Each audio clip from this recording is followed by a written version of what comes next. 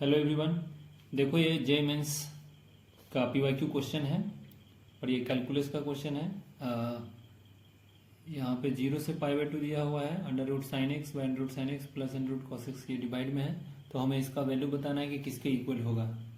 तो देखो सबसे पहले क्या करना है, इसको i के इक्वल लेट कर लो। तो let i is equal to 0 to π/2 √sin x dividing √sin x plus √cos x dx।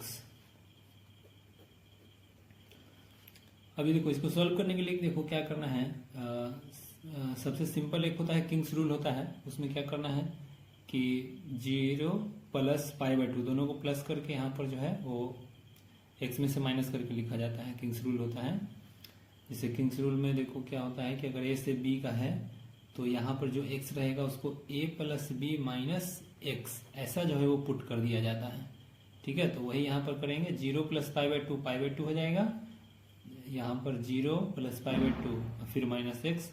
तो 0 और π/2 जोड़ेंगे तो π/2 ही आएगा और माइनस एक्स हो जाएगा। यानी कि यहाँ से हम पहले एक बार इसको इक्वेशन लेट कर लेते हैं। 0 to π/2 √sin x डिवाइड में √sin x plus √cos x, ये हो गया सॉरी dx, ये हो गया इक्वेशन नंबर 1। फिर यहाँ क्या करना है, किंग्स रूल लगाना है। तो i is equal to 0 to π/2 यहाँ पर लिख देंगे √sin π/2 माइनस एक्स लिख देंगे। फिर नीचे यहाँ पर भी sin π/2 माइनस एक्स लिख देंगे प्लस यहाँ पर √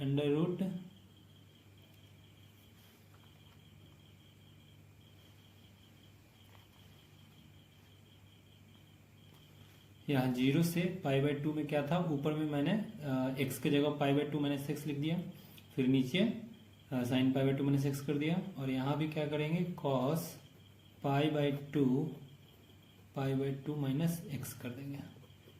तो देखो यहाँ से ट्रिग्नोमेट्री का फॉर्मूला यूज करेंगे तो sin π/2 minus x cos x होता है, तो ऊपर में से cos x हो जाएगा। डिवाइड में ये वाला जो है ये भी cos x में टर्न हो जाएगा और ये वाला cos π/2 minus x sin x हो जाएगा, तो ये sin x में टर्न हो जाएगा। ठीक है, तो ये इक्वेशन 2 हो गया। अब क्या करेंगे, इक्वेशन 1 और 2 दोनों को प्लस कर देंगे। इक्वेशन 1 प्लस 2 हो जाएगा यहाँ से। तो लिखेंगे इक्वेशन 1 प्लस इक्वेशन 2 दोनों को प्लस कर देंगे।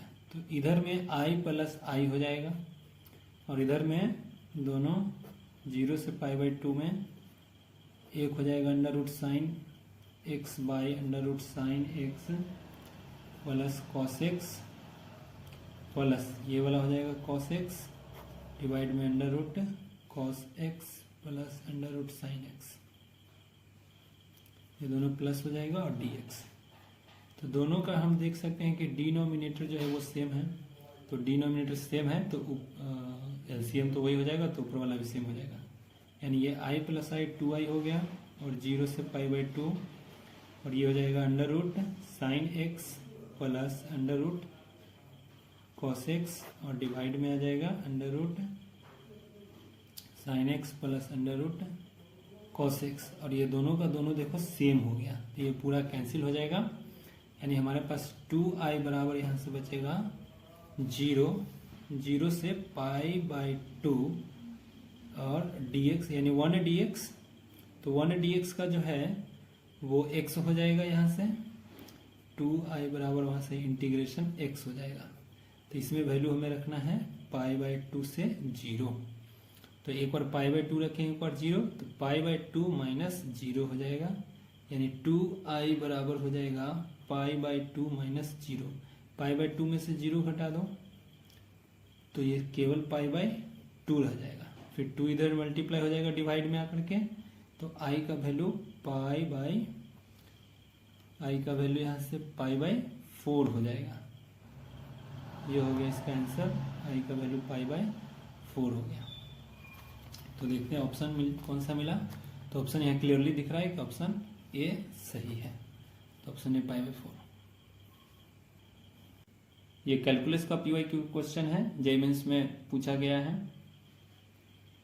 in का वैल्यू दिया हुआ 0 से π/4 इंटीग्रल में tan का पावर nx dx, और हमें limit n tends to infinity n times in+in+2 किसके इक्वल होगा वो हमें बताना है। तो देखो सबसे पहले क्या करते हैं कि यहाँ in+in+2 जो है वो पहले कैलकुलेट कर लेते हैं, वो निकाल लेते हैं। तो सिंस in बराबर, तो हमारे पास रिजल्ट क्या है 0 से π/4 tan का पावर nx dx। फिर उसके बाद हम in+2 यहाँ कैलकुलेट कर लेते हैं। तो in+2 बराबर 0 से π/4, जो यहाँ है वो पावर पर रहेगा, तो यहाँ से ये tan का पावर n+2 2x dx हो जाएगा, ऐसे हो जाएगा। तो दोनों को प्लस कर लेते हैं क्योंकि हमें in+2 चाहिए, तो यहां से हम दोनों को प्लस कर लेंगे। तो ये रिजल्ट हो जाएगा कुछ इस प्रकार, 0 से π/4 tan nx प्लस tan का पावर n+2x, और दोनों से इंटीग्रेशन dx हो गया। यहाँ पर पावर देखो क्या है, n और +2 है, तो उसको स्क्वायर करके स्क्वायर को अलग कर सकते हैं। तो tan का power nx plus tan n into ये tan स्क्वायर हो गया, tan स्क्वायर हो गया dx। ये दोनों में से देखो क्या कॉमन ले सकते हैं, tan का पावर n कॉमन ले सकते हैं।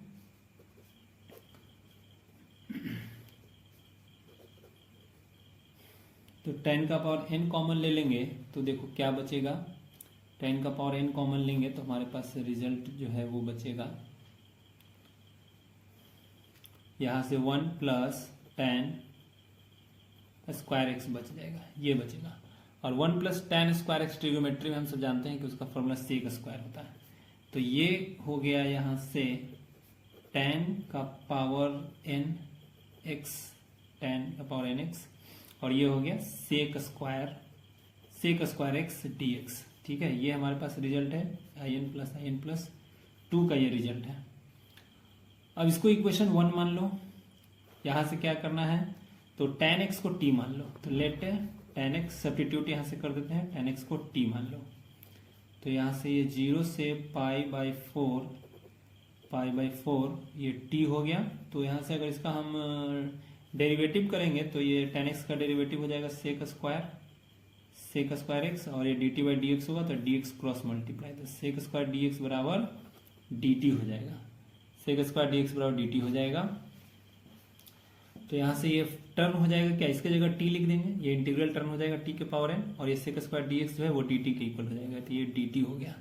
ठीक है ना, और इसका इंटीग्रल जो है हम सब जानते हैं कि तो वेरिएबल सेम है, तो पावर क्या होगा, एक प्लस हो जाएगा, एक डिवाइड हो जाएगा। तो t के पावर n+1, और डिवाइड में भी n+1, और क्योंकि ये जो है डेफिनेट इंटीग्रल है तो कोई कांस्टेंट नहीं आएगा। तो अब हमें t के लिए वैल्यू सोचना होगा कि क्या है, क्योंकि t में टर्म हो चुका है ना, तो उसके लिए हम यहीं पर चेंज कर देना चाहिए। तो अगर 0 रखेंगे यहाँ पर tan 0, तो t का वैल्यू 0, तो नीचे तो सही है। ऊपर में π/4 रखेंगे, tan π/4, x के जगह जो है π/4 रखेंगे, तो tan π/4 1 होता है, यानी t का वैल्यू 1, यानी ऊपर में π/4 की जगह हम 1 लिख सकते हैं, 1 में टर्म हो जाएगा। अब यहाँ t की जगह 1 रख देंगे, तो t की जगह 1 रख देंगे, तो 1 का पावर n+1, और नीचे तो n+1 है ही, उसमें कोई फर्क पड़ेगा नहीं।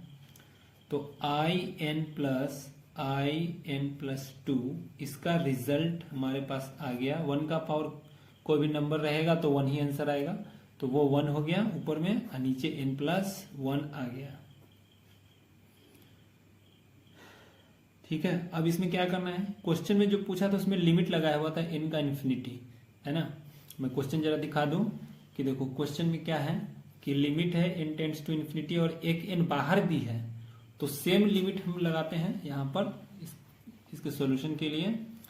तो देखो क्या हो जाएगा, यहाँ से यहाँ लिमिट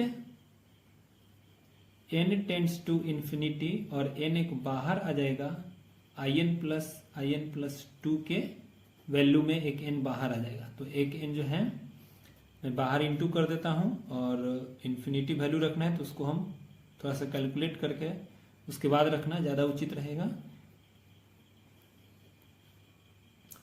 तो देखो यहाँ से क्या रिजल्ट मिल सकता है। लिमिट अभी पुट किए नहीं है, अभी यहाँ नीचे से n कॉमन ले लेते हैं। तो नीचे से n कॉमन लेंगे तो ये ट्रांसफॉर्म हो जाएगा ऐसे 1/n ब्रैकेट 1 + 1/n ऐसा। तो ये ऊपर नीचे n कैंसिल हो जाएगा, ठीक है। अब अगर हम यहाँ लिमिट लगा देते हैं, n की जगह इन्फिनिटी रख देंगे, तो इन्फिनिटी का मतलब 1/0, कोई भी नंबर बाई 0 होगा। तो यहाँ से 0 जब टर्न होगा, यहाँ 1 एक और आ जाएगा ऐसे, तो ये 0 यहाँ आ जाएगा, यानी कि इसका काम खत्म हो जाएगा, 1/n 0 हो जाएगा, तो बचेगा 1, यानी कि इसका ओवरऑल वैल्यू जो है लिमिट लगाने के बाद 1 आंसर आएगा, ठीक है। तो देखते हैं कौन सा ऑप्शन यहाँ पर मिल रहा है।